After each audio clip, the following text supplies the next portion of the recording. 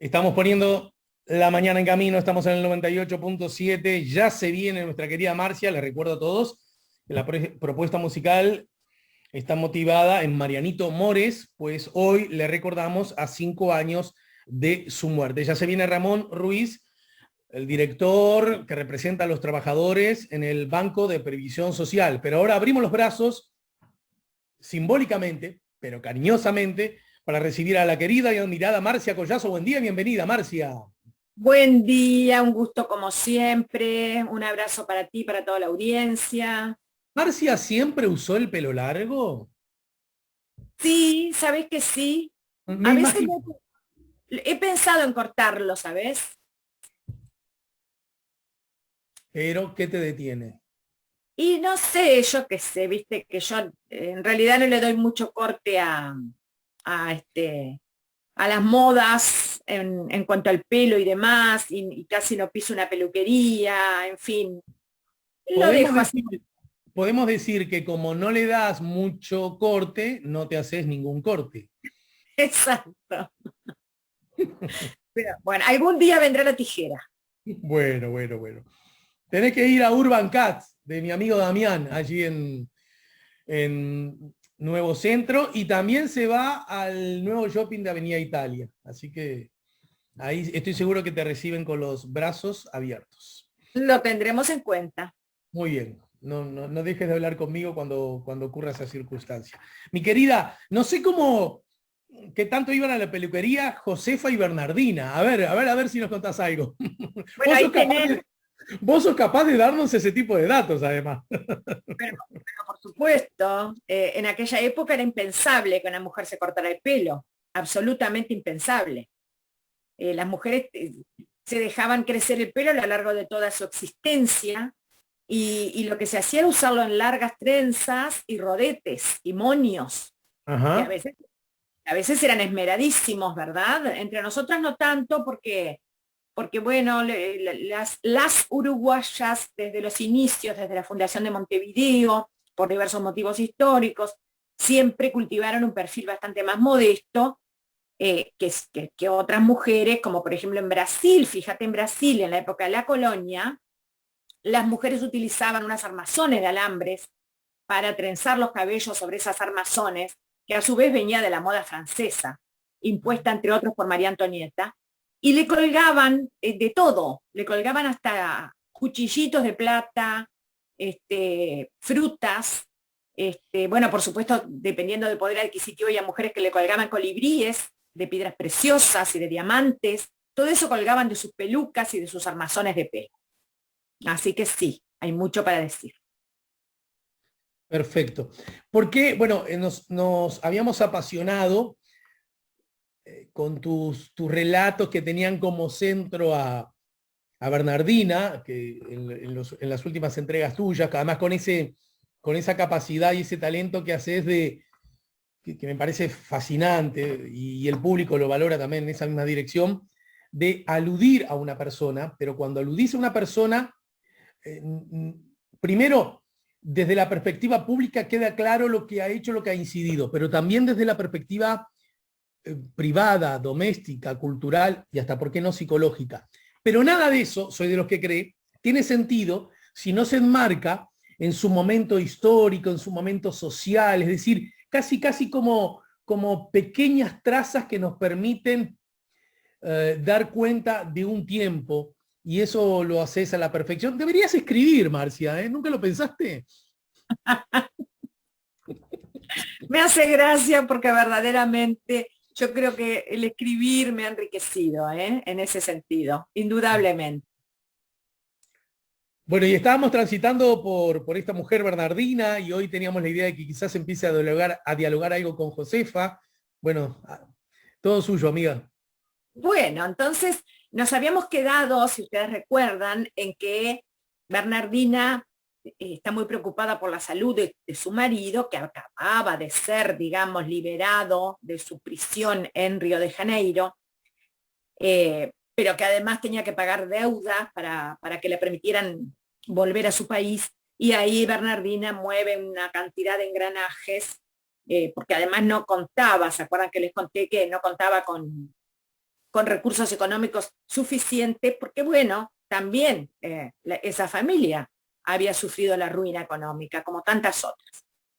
Y en ese sentido, también quiero recordarles que se va a formar justamente en ese momento, cuando Rivera estamos hablando, ¿verdad?, de 1852, en realidad, cuando Rivera está volviendo trabajosamente, se está dando también en Uruguay una gran inestabilidad política por la caída del presidente, que en ese momento era Juan Francisco Giró. Y bueno, se pensó en formar un triunvirato, una cosa muy rara, formar un triunvirato en un país republicano con un sistema constitucional de presidencia unipersonal. Por lo tanto, había que ver hasta dónde era legal formar un triunvirato. La cosa es que se formó, y ese triunvirato iba a estar integrado por Juan Antonio Lavalleja, Venancio Flores y Fructuoso Rivera. Y en verdad era una cosa muy peliaguda, porque ese tercer triunviro que tenía que hacer Rivera no se sabía si llegaba vivo, literalmente. Entonces, ese gobierno provisorio lo manda a traer y Rivera efectivamente viene bajando, y se acuerda que dijimos que no puede más en determinado momento, tiene que detenerse en Cerro Largo, y estando en Cerro Largo se encuentra con Constantino Lavalleja, el hijo de Juan Antonio, enviado por su padre, con fines seguramente humanitarios, porque había una relación, como yo dije, de amor-odio entre Lavalleja y Rivera de toda la vida, pero que también estaba la camaradería de por medio, y también con fines políticos. Y la cosa es que, bueno, él hace un esfuerzo supremo, ¿verdad?, y decide continuar la marcha, pero en ese momento, estando el hijo de Lavalleja en tratativas con Rivera, muere su padre, muere Juan Antonio, muere de una manera fulminante, el 22 de octubre de 1853 en el Fuerte, y las malas lenguas de la época dijeron que Venancio Flores había llegado a revolear un rebenque sobre la cabeza de Lavalleja, durante una reunión muy virulenta, muy cargada de tensión. Por eso es que a Lavalleja le van a hacer una autopsia, que capítulo aparte lo dejo, ¿no? Una autopsia integrada por los 11 médicos más eminentes del momento. Bueno, y entonces Rivera sigue, y a la altura del Arroyo Conventos le viene un ataque y lo tienen que alojar a las apuradas en el rancho de Bartolo Silva, donde queda postrado. Y se acuerdan que les dije, bueno, el rancho, si nosotros hoy googleamos ese dato, lo podemos ver.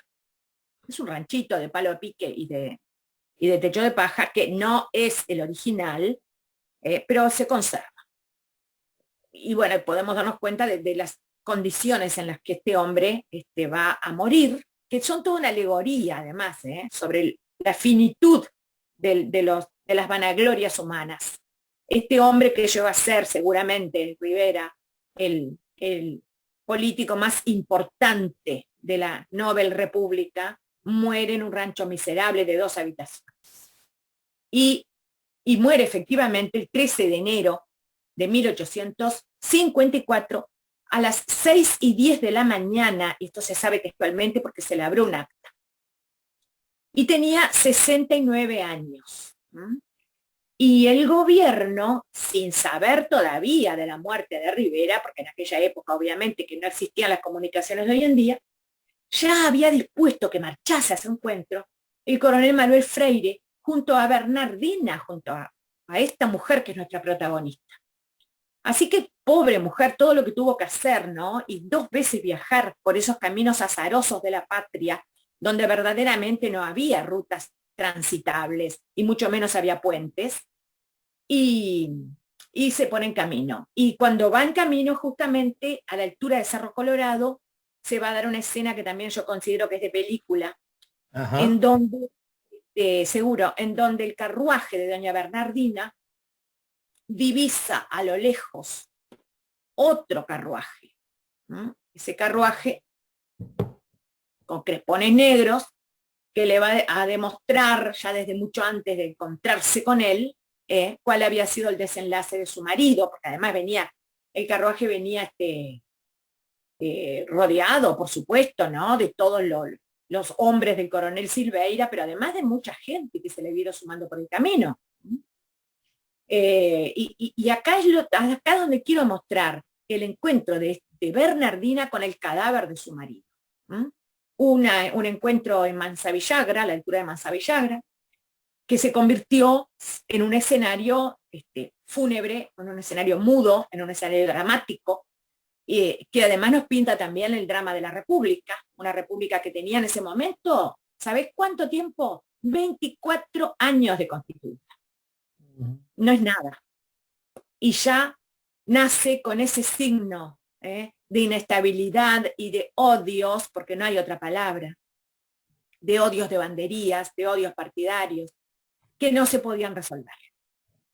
Y el pueblo, por supuesto, ese pueblo, el pueblo que se podía encontrar en la campaña, lo venía siguiendo. Y por otra parte, bueno, esto es 1854, quiere decir, recordemos que Artigas había muerto en 1850, ¿verdad? Pero mucho más longevo, había muerto a los 86 años, después de 30 años de ostracismo, porque también hay que recordar eso, Artigas estuvo 30 años en Paraguay. 30 años para cualquier vida humana es un montón. Y entonces empiezan a caer. Y La Valleja, bueno, ya vimos, ¿no? No hacía 3 meses que había muerto, también con 69 años de edad. ¿Y qué es lo que queda? No queda nada. Queda Venancio Flores, que en ese momento era un hombre de carisma, pero sin liderazgo claro, en las filas del Partido Colorado.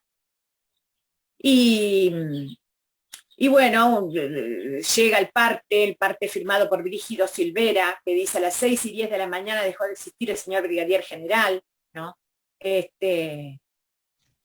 Bueno, el 13 de enero lo dice, y entonces ese carruaje de crespones negros va a ser, bueno, la señal más clara para Bernardina de que ha asistido no solamente al final de la vida de su esposo, a quien por otra parte había visto muy poco, sino al final de toda una época. Por eso hablo de la muerte de José Artigas en 1850, la muerte de La Valleja en 1853, fines, y la muerte de Rivera. Claro. Y por otra parte, como digo, nunca había tenido una cohabitación con su marido, en el sentido que podemos concebir más o menos a la familia. Desde que se casó con 15, 16 años hasta este final, Bernardina verdaderamente vio poco y nada a su marido. Se ocupó, sí, de criar a muchos niños que su marido le enviaba, muchos de ellos hijos naturales de Rivera. Se ocupó de cuidar de su suegra hasta la muerte de esta señora. Se ocupó de, bueno, sostener el peso de las negociaciones y de las intrigas políticas que rodearon a su marido siempre. Por eso me parece que es bastante injusto cuando vemos a las mujeres en un plano tan secundario, porque si bien no eran visibles, y no eran visibles más que nada, yo diría que para la historiografía, no tanto para la historia. La historia, si la pensamos como el discurso de los hombres y de las mujeres a través del tiempo, bueno, evidentemente estuvieron ahí, ¿no? Yo siempre digo, hay una cosa concluyente. Mi mano es mi mano y una piedra es una piedra. Y que las mujeres estuvieron ahí también es lo mismo. Es un producto de la demostración física más que de la historia. Sin embargo, la historiografía, es decir, lo que los historiadores han hecho con la interpretación de la historia, las pone en un lugar invisible, pero yo creo que ya nos vamos dando cuenta por lo que hemos contado de la importante gravitación que han tenido. Y se acuerdan otro día, simplemente me gustaría que desarrolles un poquito más, otro día, cuando quieras, esa distinción entre historia e historiografía, ¿verdad? Sí, bueno, porque básicamente viene a ser la historia en sí misma, es lo que acontece con las vidas humanas a lo largo del tiempo y del espacio. Pero la historiografía es lo que decimos de eso. ¿Verdad? Y lo que decimos de eso suele ser interpretación. ¿Por qué, Alejandro? Porque suele ser elección. Elegimos lo que vamos a decir. elegimos dónde vamos a poner el acento y en qué nos vamos a fijar. Claro. Sí, sí. Y claro, ¿y qué es lo que elegimos también? Elegimos dejar de lado muchas cosas. Obvio, obvio. Y bueno, ¿y se acuerdan que les había contado que existen las cartas de Bernardina y de Rivera, que no se les ha sacado el jugo que se les pudiera haber sacado? Y me hago cargo yo también, porque aunque yo he escrito, eh, bueno, en mi novela La Tierra Alucinada, yo escribo bastante sobre estos pormenores de Bernardina y de Rivera, y también escribí sobre la muerte de Rivera, ¿no? Que ahora les voy a contar, pues se llama Un cajón de lata el cuento, un cajón de lata.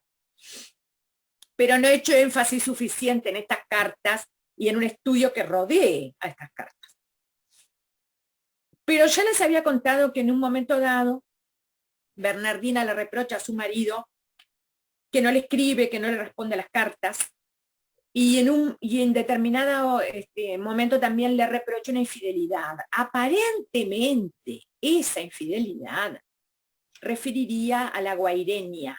La Guaireña era una hermosa mujer que vivía allá en los pagos de Durazno y que tuvo amores con Rivera y se conserva todavía una parte de lo que fue su casa, que se puede visitar.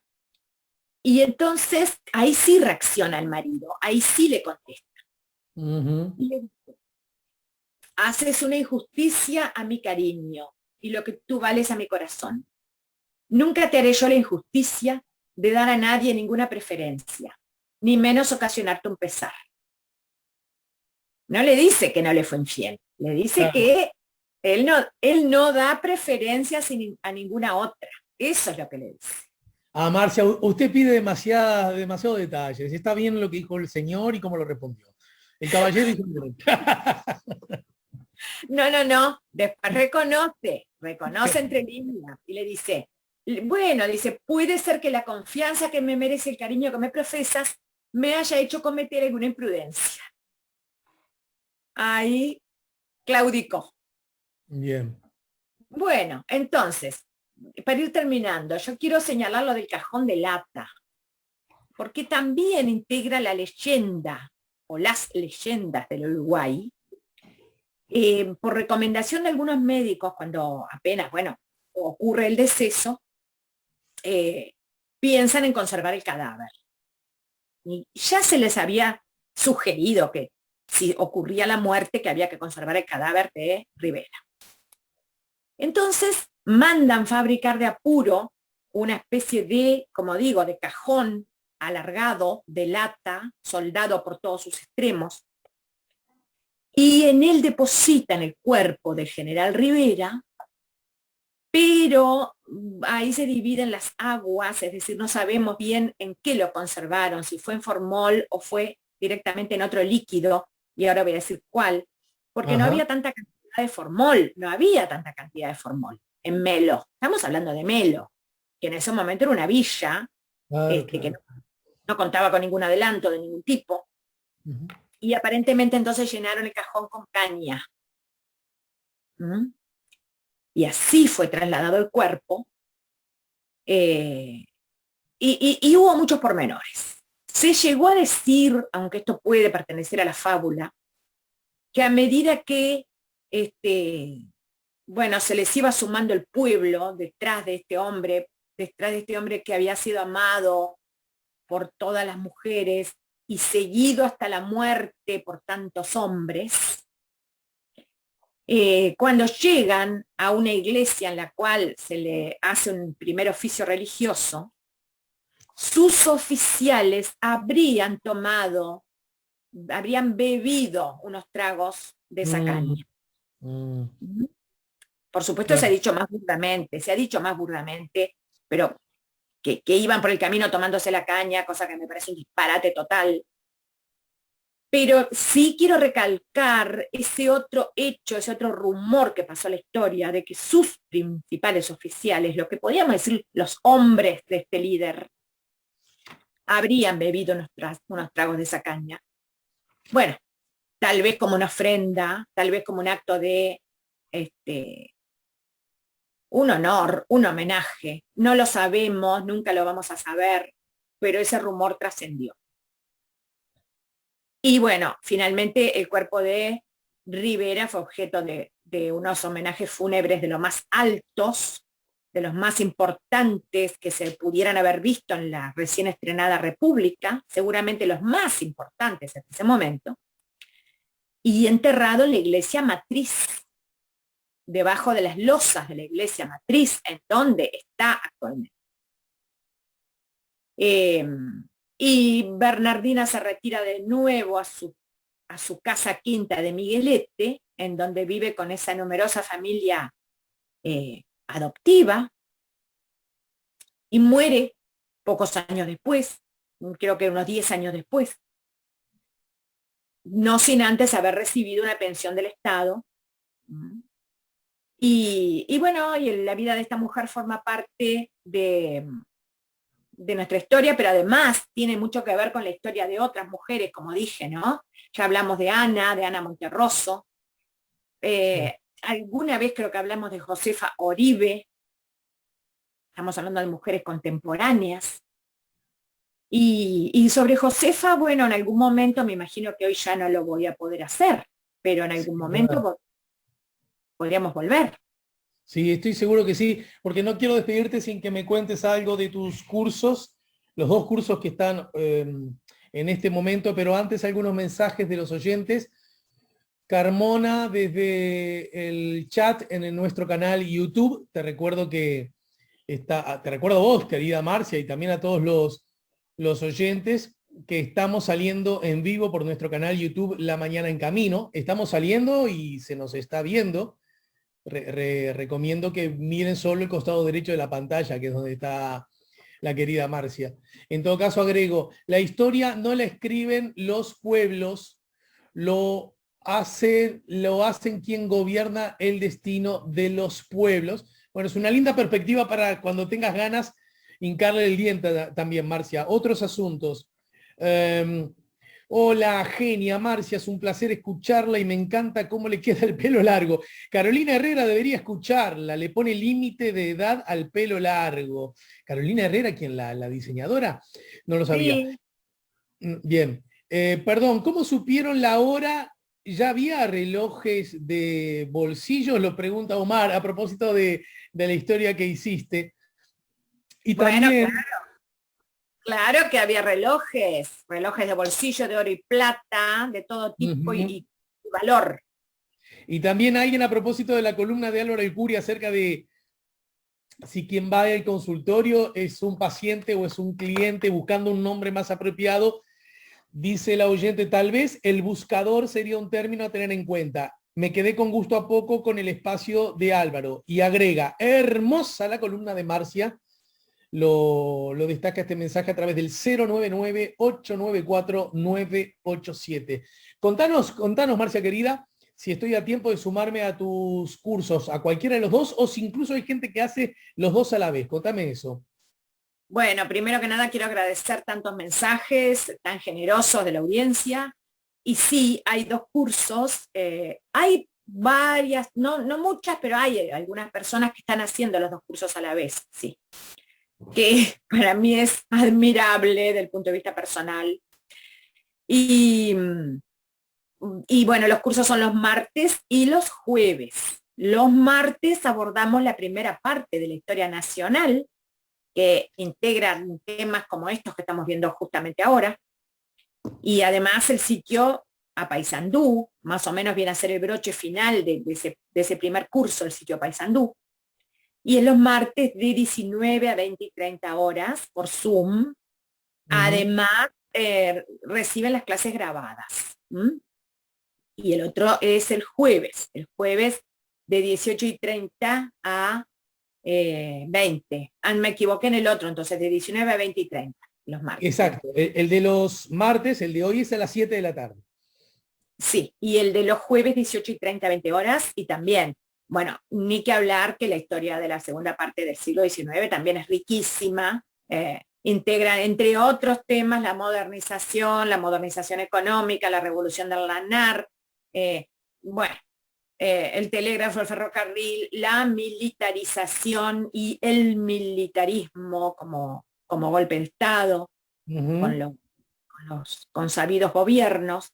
Bueno, la verdad es que es interesantísimo. Habla también de la creación de pueblos y villas, de la inmigración, de las primeras industrias importantes como la que se estableció en el Cerro, de los emprendedores, también de muchos personajes históricos en los que nos detenemos, ¿no? Como por ejemplo Andrés Lamas y su esposa, y las colecciones de Andrés Lamas, era un gran coleccionista.